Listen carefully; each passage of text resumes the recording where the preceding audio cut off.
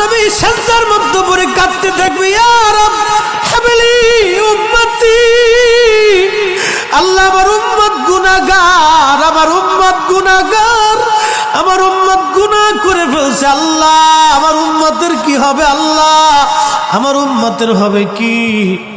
আল্লাহ পাক ডাক দিয়ে বলবেন, হাবিব আপনি আর সিজদায় পড়ে থাকবেন না, মাথা উঠান। আপনি কাঁদেন কেন?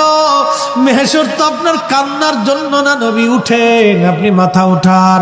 আপনার জন্য আরশে মুআল্লার ডানে একটা কুরসি পেতে রাখছি, একটা চেয়ার পেতে রাখছি, একটা আসন রাখছি, আপনি নবী সেই আসনে বসবেন।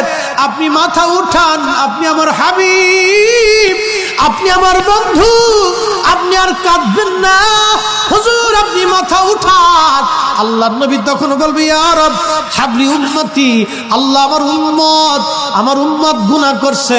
আল্লাহ ডাক দিবে, হাবিব আপনি মাথা উঠান। আপনি সর্বপ্রথম হামদের পতাকা উড়াবেন, আপনি সুপারিশের পতাকা উড়াবেন, আপনি যাকে খুশি তাকে নিয়ে জান্নাতে চলে যান।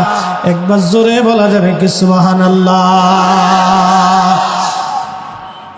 নবী আমার ডেকে বললেন, আয়েশা রে, মানুষের জীবনের কঠিন সময় যখন তার মৃত্যুর সময় এসে যায়, কঠিন মৃত্যুর দূত আসে, যখন গুনাহগার ব্যক্তি, যখন নাফরমান ব্যক্তির কাছে মৃত্যুর দূত আজরাইল আলাইহিস সালাম আসে, বিকট চেহারা নিয়ে আসে, দুর্গন্ধময় পোশাকগুলি নিয়ে আসে, দুর্গন্ধময় পোশাকগুলি নিয়ে আসে, বান্দাকে ধরতে আসে।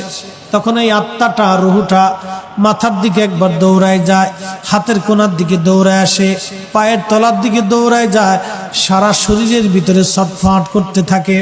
তখন এই মৃত্যুর যন্ত্রণা বাড়তে থাকে, এত কঠিন যন্ত্রণা তার হয়। নবী বলেন, আয়েশা রে শোনো, একটা উট জ্যান্ত হালতে জবাই না দিয়ে উটের চামড়া ছিলাইলে যেই রকম কষ্ট হয়, আয়েশা রে এই উটটাকে জিন্দা হালতে 100 বার